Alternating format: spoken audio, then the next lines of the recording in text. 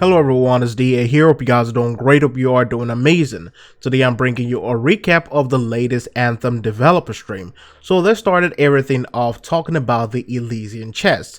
And the way this is going to work is that you will get a daily mission or a daily quest, and that quest will reward you with an Elysian keys. They're not selling keys, they're not selling loot boxes.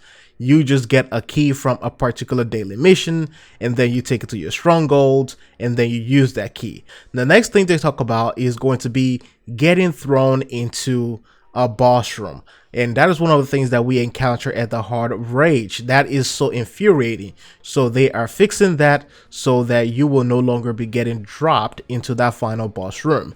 Another great thing that they talked about is the fact that there is a little bit of a bad luck prevention in place when it comes to the Elysian chests, so you will not be getting a replacement or duplicate of a particular item other than resources and all that kind of stuff. And of course, they boosted the chances of you getting other items and possible legendaries, so that is good news on our end and maybe their end as well.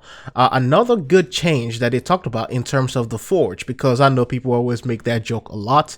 Imagine in Warframe if you have to load into your arsenal. So this time around they have removed the loading screen from the forge, so when you get to the forge you can just open it immediately. No loading screens, nothing like that ever. And another good thing is that you can also open the forge from anywhere at the fort. So if you're at the back at the Arcanist station or at the Freelancer station, you can open the forge and change all your javelins and change all your weapons and components. This is something that should have been in the game at the very beginning, but I'm glad that they're adding it at this point.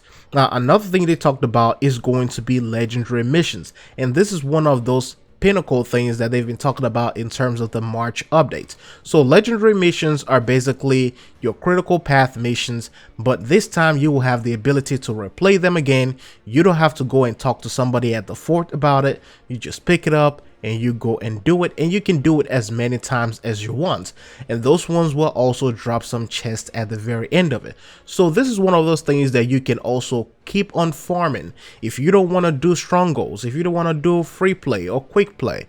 Now you can go and do legendary missions and go at your luck or your chances of getting a legendary or a masterworked item. Another great change to that is the fact that the enemies are going to be a lot harder, so we will just have to see when it comes into the game and see how it performs.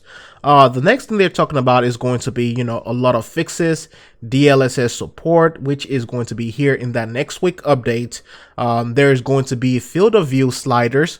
So there is a FOV slider for a lot of us who are using all those ultra wide monitors. Now, in terms of performance improvements, they're also talked about how they're improving the effects and how they interact or affect GPU and CPU usage.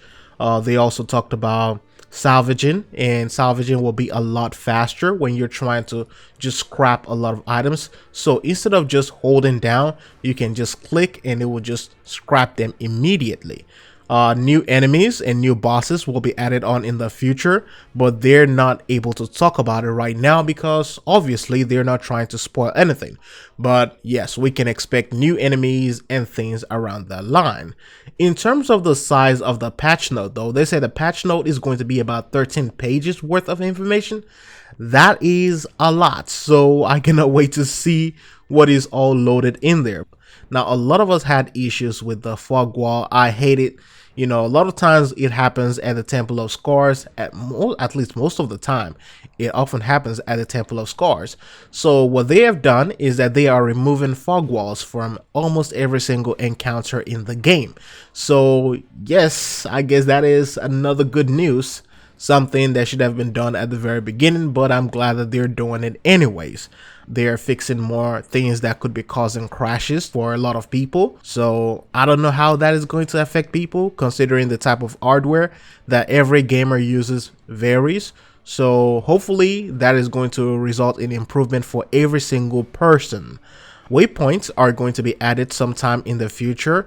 Also, a lot of people have been asking for a similar ping system to the ones we saw in Apex Legends. So Interceptor melee has also been changed. So Interceptor melee is no longer a smash all that kind of stuff. Now you just hold it down and it keeps on performing the melee. So I guess that's a great thing, and they may end up using the same thing for the ultimate as well. Every single javelin is also getting a buff in this update, so that is good news.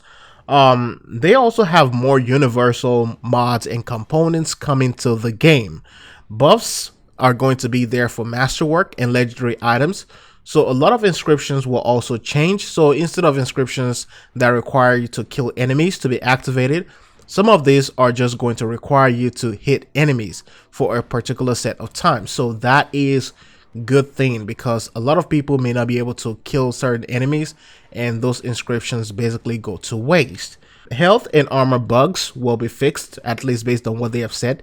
So luck is going to be one of those last things that they addressed, and they really didn't talk about it much, but from what they talked about and the way they responded to it, you can tell that they don't like it either.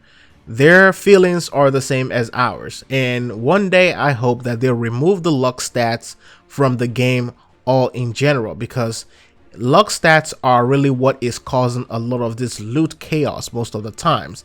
People are rocking more than 100% luck stats and it's really not working or doing what it's intended to do.